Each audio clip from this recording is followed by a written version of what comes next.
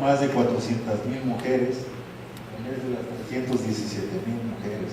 Habrá, según nuestros cálculos, 100,000 mujeres más con cáncer de mama que serán sobrevivientes de cáncer de mama.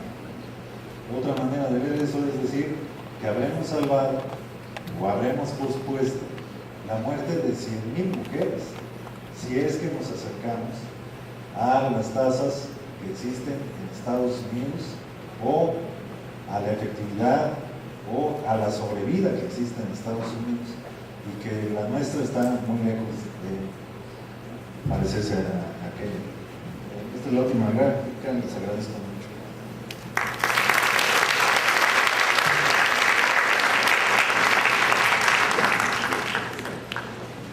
Muy bien, gracias, doctor.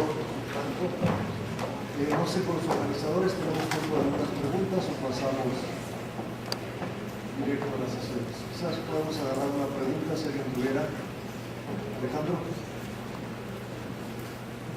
Los datos que presentaron ya son conocidos y las previsiones se basan en lo que hemos tenido ya durante varios años.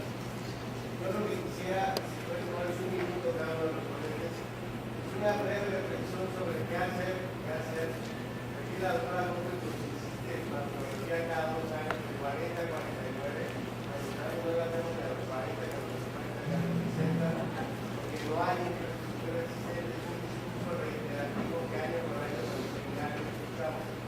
Yo lo que quisiera es hacer una propuesta final de este seminario, es que otra estrategia además de la tecnología podría ser el conjunto de seminaristas proponer para la dirección cultural, que si no el año que entra nos vamos a ver aquí más con la dirección de límites, pero sin poder presentar una estrategia de dirección cultural más realista de nuestra realidad nacional. Yo quisiera que cada uno de los ponentes dijera una propuesta.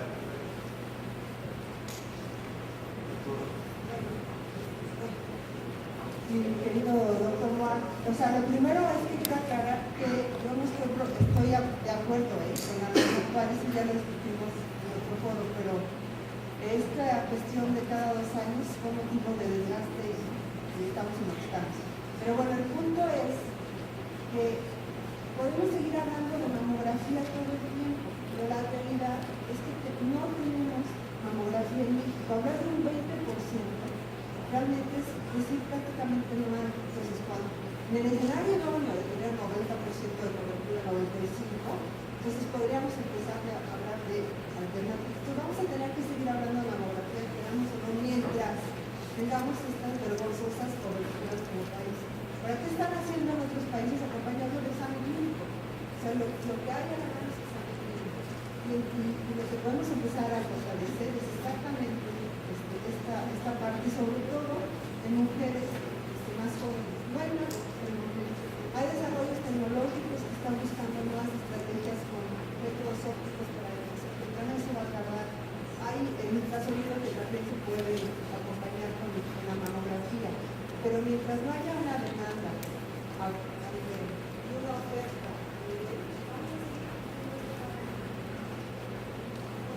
Sí, yo nada más, ojalá que pudiera haber un día de la mamografía, ¿no? Que fuera como la vacunación, que encontráramos una solución para realmente impactar en un problema de salud. Pero yo creo que lo que se tiene que ver en estas cosas, y que es mucho más difícil, apenas si se puede decir cuántas mujeres son cubiertas, no se sabe si el hecho de que se hayan hecho la mamografía estuvo bien hecha y si sirvió para algo. Yo creo que tenemos que evaluar escenarios alternativos donde se incremente la productividad del screening. Y eso quiere decir, quizás hacer compromisos, ¿verdad? Yo no soy de la idea de que las cosas en el papel se pongan para todos, ¿verdad? Y yo soy de la idea de que se pueden identificar mujeres de alto riesgo, y dentro de esas mujeres la productividad del screening va a ser más alta que la del día de hoy, ¿verdad? Entonces quizás no tengamos una sensibilidad muy alta porque solamente estamos haciendo el screening en ciertas mujeres, pero va a ser mucho mayor seguramente que la que existe hoy, ¿verdad? A mí se me hace inconcebible que habiendo tantos radiólogos no se les pueda capacitar, no se piense de otra manera, ¿verdad?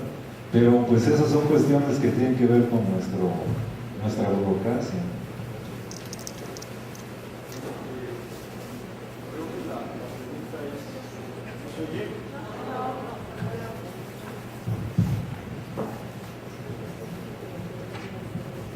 La pregunta es muy buena, quizás en una mesa no acertada para las soluciones.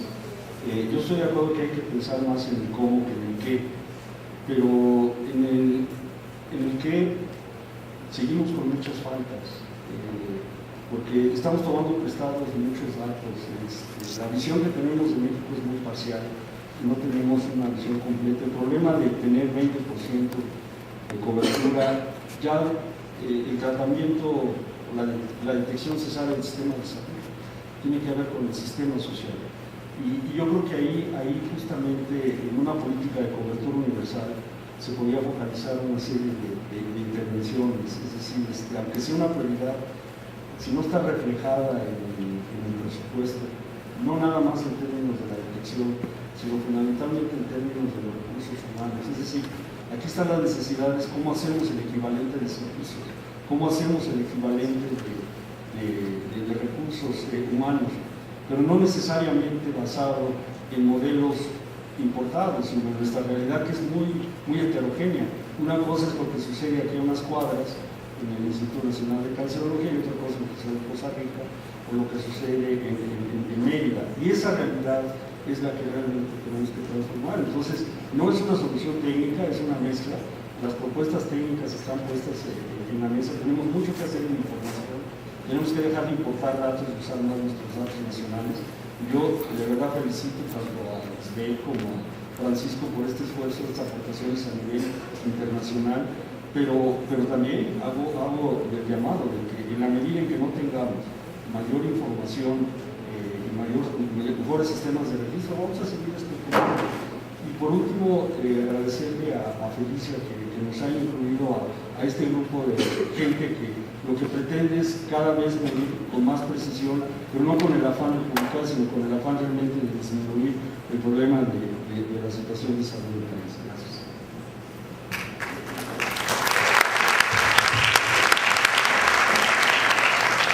Muchas gracias a los tres ponentes, muchas gracias por la oportunidad y pasamos entonces a la comida.